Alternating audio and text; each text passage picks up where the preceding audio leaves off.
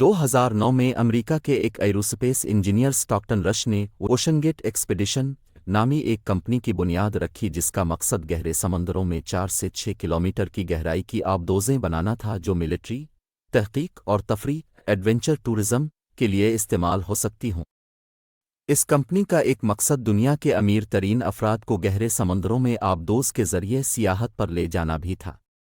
2009 से अब तक इस कंपनी की 3 आबदोज़ें 200 से ज़ायद मरतबा गहरे समंदरों में मुख्तलिफ मकासद के लिए गईं और बहिफाजत वापस लौटें। इस हवाले से एक अहम आबदोज़ जिसका चर्चा आजकल दुनिया भर में हो रहा है वो टाइटन थी, जिसे कंपनी के मुताबिक ज़ेरे समंदर 4 किलोमीटर की गहराई तक जाने के लिए बनाया गया था। यहाँ ये बात याद रखें कि बुर्ज खलीफा जो इस वक्त दुनिया की सबसे ऊंची इमारत है 1 किलोमीटर से भी कम ऊंची है, जबकि नांगा पर्वत के 20 कैंप की ऊंचाई सतह समंदर से तकरीबन 4 किलोमीटर 3850 मीटर ऊपर है। मगर समंदर की इतनी गहराई में कौन सियाहत के लिए जाएगा और वहाँ क्या होगा? इसका जवाब है टाइटैनिक। जी हाँ, वही टाइटैनिक जिस पर मशहूर ज़माना फिल्म बनी, जिसकी शोहरत की वजह इसमें मौजूद एक सीन है जिसमें लियोनार्डो डिकैप्रियो और केट विंसलेट टाइटैनिक के अशरे पर समंदर को देख रहे हैं। इस फिल्म के डायरेक्टर जेम्स कैमरून फिल्म की तैयारी के सिलसिले में 33 मरतबा समंदर से नीचे जाकर इसका मलबा देख चुके हैं।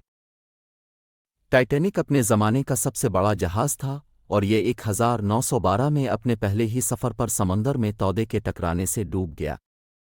इस जहाज़ का मलबा कनाडा के इलाके न्यूफाउंडलैंड के साहिलों से 700 किलोमीटर दूर आज भी बैन अल-अक़वामी समंदरों में गर्क है। इस मलबे को 1985 में दरियाफ्त किया गया।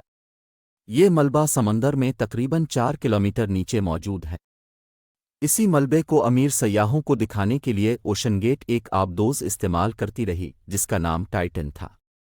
ये आबदोज़ 2021 में पहली मरतबा टाइटैनिक के मलबे तक पहुंची।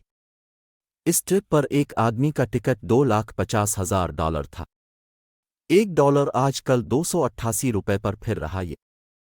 खैर, दूसरी मरतबा ये 2022 में टाइटैनिक के मलबे तक सयाहों को बहिफाजत लेकर गई और अब तीसरी मरतबा 18 जून बरोज़ इतवार को ये 5 सयाहों को समंदर में गर्क टाइटैनिक का मलबा दिखाने ले जा रही थी कि इसका राबता समंदर की सतह पर मौजूद अपनी मुआविन कश्तियों से सफ़र के आगाज़ के 1 घंटा और 45 मिनट बाद मुनक़ते हो गया, जिसके बाद पूरी दुनिया में इसकी खबर फैल गई और उसकी तलाश के लिए कोशिशें होने लगीं।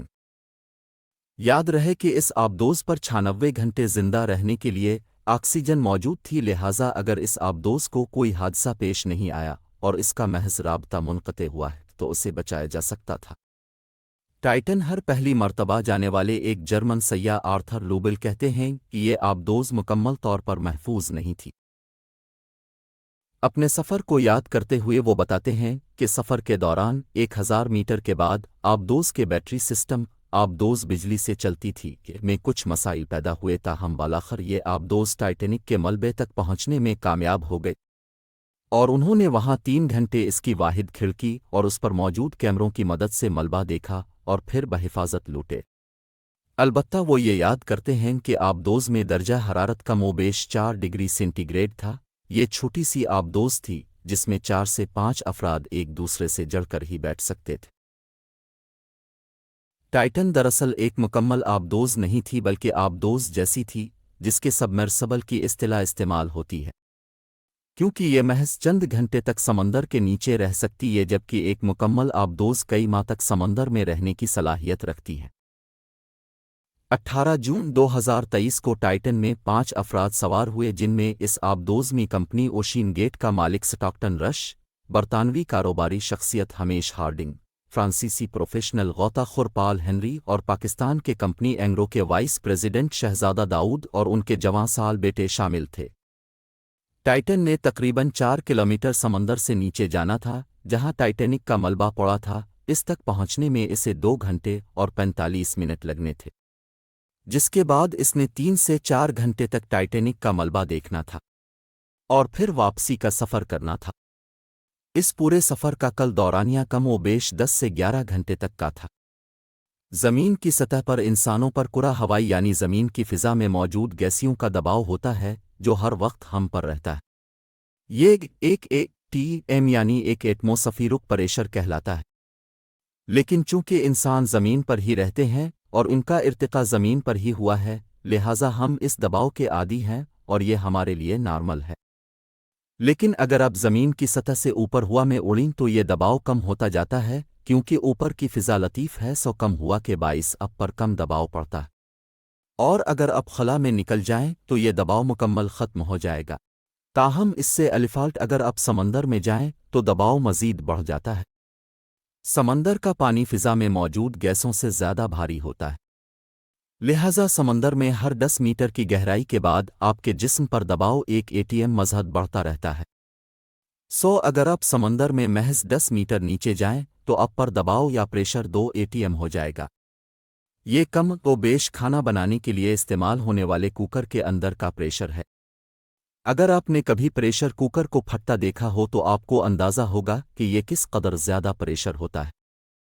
सो अगर आप समंदर में 4 किलोमीटर नीचे जाएं तो आप पर दबाव ज़मीन पर दबाव के मुकाबले में तकरीबन 400 गना ज़्यादा होगा।